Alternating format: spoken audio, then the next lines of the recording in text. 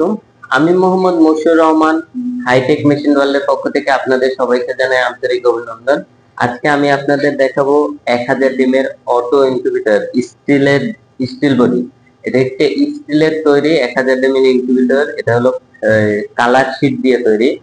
আর এটা আমরা যতদূর জানি চায়না অথবা জাপানি শীট।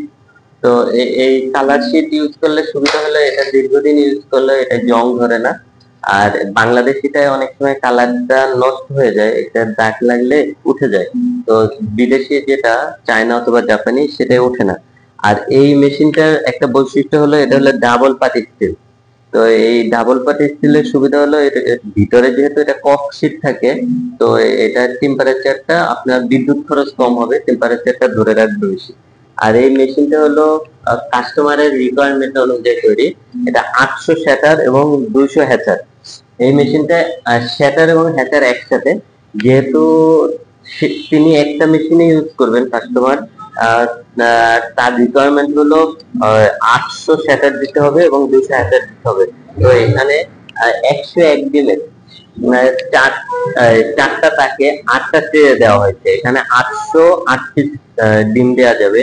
আর নিচে 2টা হেচিং জুড়ি, 100 ডিমের 2টা হেচিং জুড়ি দেওয়া হয়েছে। এখানে প্রায় 100 কাছাকাছি ডিম ধরে। তো এখানে 200 হ্যাচিং করতে পারবেন, টোটাল 1000। তো এই মেশিনে আমরা ইউজ করছি কন্ট্রোলার হিসেবে XM18 ডাবল সার্কিট কন্ট্রোলার। আর এখানে মোটর হিসেবে ইউজ করা হয়েছে 14 ওয়াটের মোটর। আর পিছনে আমরা ওভারহিট ফ্যান দিয়ে দিচ্ছি। যদি মেশিন কোনো কারণে টেম্পারেচার বেড়ে যায়, সেক্ষেত্রে ওই পিছনে ফ্যান দিয়ে ওটা ওভার যে টেম্পারেচারটা এটা বের করে দিবে। আর এই মেশিনে আপনারা হিউমিডিটি ফায়ার ইউজ করতে পারবেন। যখন আর্দ্রতা কমে যাবে তখন এটা হিউমিডিটি ফায়ার ইউজ করবেন। ওটা মেশিন নিজেই কন্ট্রোল করবে, ওই আর্দ্রতা বাড়িয়ে নেবে। তো এই মেশিনটার সাথে কিন্তু আপনারা অটোমেটিক একটা হিউমিডিটি ফায়ার পাবেন। তো পানির লাইনটা অটো থাকবে, টেম্পারেচারটা অটো থাকবে, টার্নিং অটো থাকবে, ওভারহিট অটো থাকবে। তো এই মেশিন যারা ইউজ করবেন তাদের হ্যারাসমেন্টটা অনেক কম। অল্প পরিশ্রমে আপনারা দেখা যায় যে একটা 1000 ডিমের মেশিন ইউজ করতে পারবেন।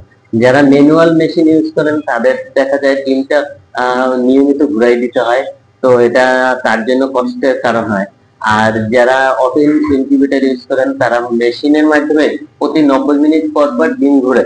তো যেহেতু মেশিনের সাহায্যে ডিমটা ঘুরে এবং ওয়াটার পানির লাইনটা অটো থাকে, পানির যে আর্দ্রতা আর টেম্পারেচার নিজে অটো কন্ট্রোল করে, ওভারহিট অটো কন্ট্রোল করে। তো এখানে খুব বেশি কাজ থাকে না, আপনি শুধুমাত্র মেশিনটা ঠিকভাবে পরিচর্যা করলেই হবে, যেন দেখবেন যে মেশিনটা ঠিকভাবে চলতেছে কিনা।